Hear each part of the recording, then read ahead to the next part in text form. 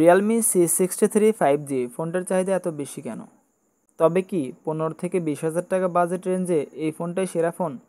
আজকের ভিডিওতে Realme C63 5G ফোনটা সম্পর্কে সকল ইনফরমেশন দেওয়ার চেষ্টা করব এবং এই বাজেটে এই ফোনটা কেমন হবে সব জানতে পারবেন এই ভিডিওতে। তো চলুন চ্যানেলটিকে সাবস্ক্রাইব করে শুরু করি আজকের ভিডিওটি।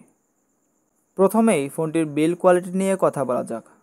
এই ফোনটির থিকনেস 7.94 মিলিমিটার এবং ওয়েট 192 গ্রাম। এই ফোনটা অনেকটা পাতলা এবং স্লিম। ফোনটা ইউজ করে বেশ মজা পাবেন।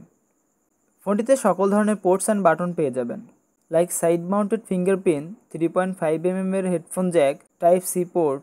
তবে নয়েজ ক্যান্সেলেশন মাইক এবং ডুয়াল স্টেরিও স্পিকার মিসিং।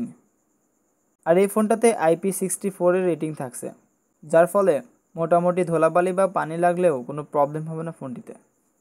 ফোনটির ডিসপ্লেতে থাকছে 6.7 ইঞ্চির IPS LCD প্যানেল, যেখানে 120 হার্জের রিফ্রেশ রেট এবং 625 নিট পিক ব্রাইটনেস সাপোর্ট পেয়ে যাবেন।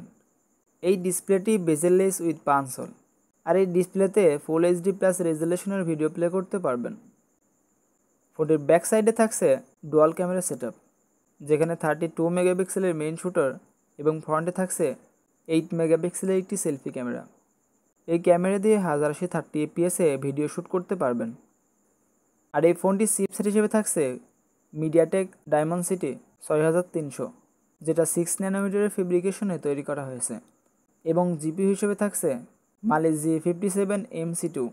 বাজেট অনুযায়ী বেশ ভালো হবে এই প্রসেসরটি।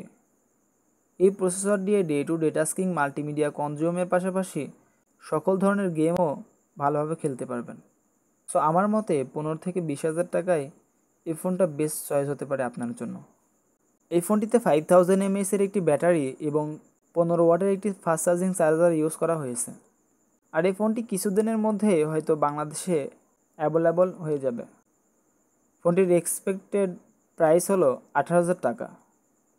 ফোনটি বাজেট অনুযায়ী বেশ ভালো হবে, বিশেষ করে কম বাজেটে যারা গেমিং ফোন খুঁজতেছেন তাদের জন্য এই ফোনটা বেস্ট চয়েস। সো এই ছিল আজকের video. Thanks for watching my video and do subscribe for more videos. আল্লাহ হাফেজ।